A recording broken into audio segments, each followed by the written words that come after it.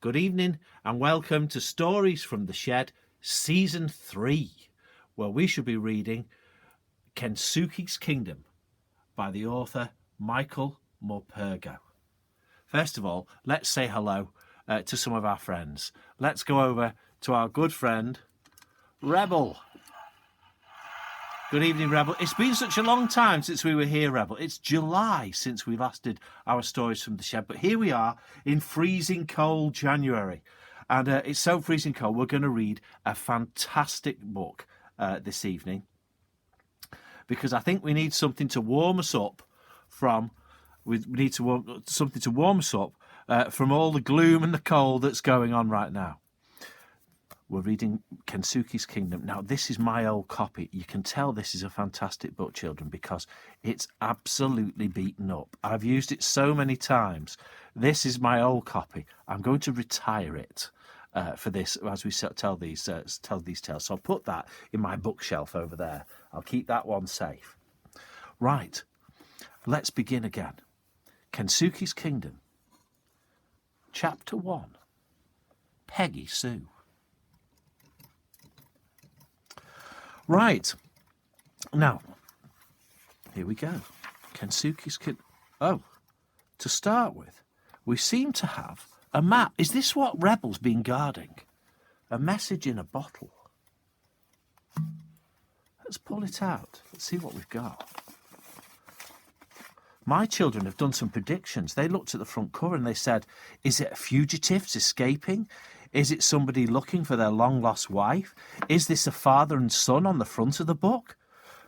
We'll soon find out, hopefully. Let's have a look. Oh, we've got a map. It's a map of an island. We've got the points of the compass there. Oh, it's a good job I've got my compass. I know where we are.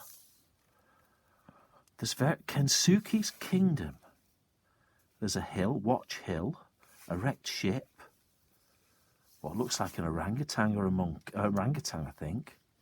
A hill, a stream, and a man on a boat. Turtles too. Right. Well, that gives us some clues. This story might be set on an island. Question is, though, where might that island be? We all know our Pacific, Atlantic, Indian, Southern, Arctic oceans. Where's this island going to be? Right, I think we need to start.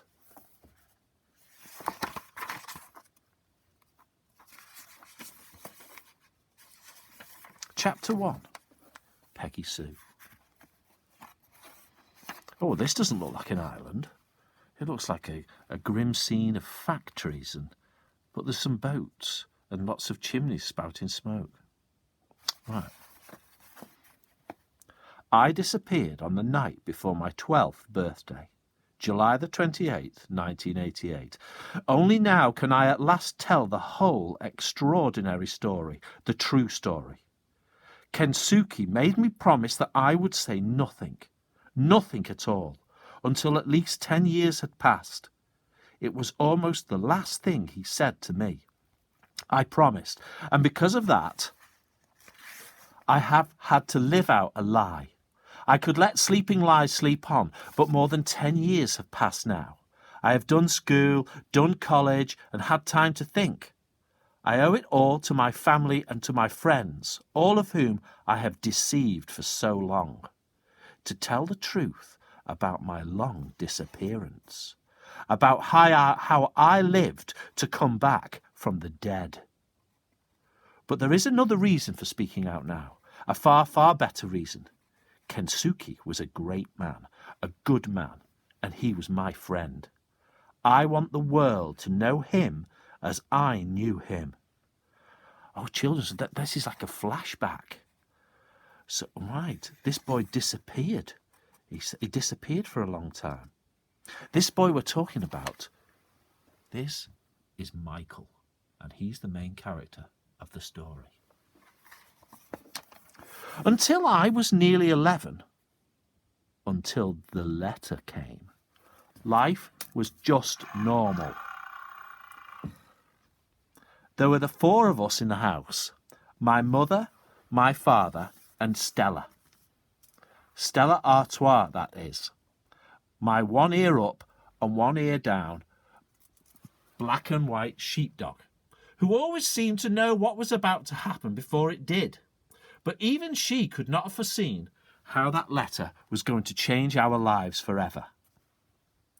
Thinking back, there was a regularity, a sameness about my early childhood. It was down the road each morning to the monkey school, as my father called it that, because he said the children gibbered and screeched and hung upside down on the climbing frame in the playground. And anyway, I was always monkey face to him. When he was in a playful mood, that is, which he often was, the school was really called St. Joseph's, and I was happy there, for most of the time anyway. After school, every day, whatever the weather, I'd be off down to the recreation ground for football with Eddie Dodds, my best friend in all the world, and Matt and Bobby and the others. It was muddy down there. Cross the ball and it would land and stick. We had our own team, the Mudlarks we called ourselves, and we were good too. Visiting teams seemed to expect the ball to bounce for some reason, and by the time they realised it didn't, we were often 2 or 3 goals up. We weren't so good away from home. Every weekend I did a paper round for Mr. Patel's shop on the corner. I was saving up for a mountain bike. I wanted to go mountain biking up on the moors with Eddie. The trouble was I would keep spending what I'd saved. I'm still the same that way. Sundays were always special, I remember. We'd go dinghy sailing, all of us, on the reservoir. Right, dinghy sailing, right. Well, here is his mum and dad. There's mum and dad. But what's a dinghy? Now, some of you might know a dinghy is something that's quite inflatable. But if you come over here, I'll show you what a dinghy actually is. This is what you would call a dinghy. It's a very, very small sailing boat. Okay, and there's a family on one now. So this is Michael and his families and his mum and dad's and the dog Stella. It's their hobby to go sailing. Stella Artois barking her head off at the other boats as if they'd no right to be there. And Stella, of course, is his dog. My father loved it, he said, because the air was clear and clean, no brick dust. He worked down at the brickworks. He was a great do-it-yourself fanatic. There was nothing he couldn't fix, even if it didn't need fixing. So he was in his element on a boat. My mother, who worked part-time in the office at the same brickworks, revelled in it too. I remember her once throwing back her head in the wind and breathing in deep as she sat at the tiller. "Oh, this is it," she cried. "This is how life is supposed to be. Wonderful, just wonderful." She always wore the blue cap.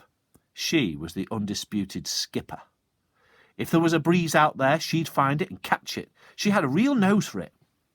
We had some great days on the water. We'd go out when it was rough, when no one else would.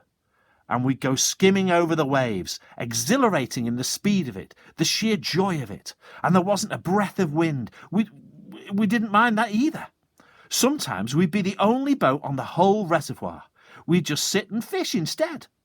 By the way, I was better at fishing than either of them, and Stella Artois would be curled up behind us in the boat, bored with the whole thing, because there was no one to bark at. Then the letter arrived. Stella Artois savaged it as it came through the letterbox. There were punch holes in it and it was damp. But we could read what it said. Find out what the letter says tomorrow.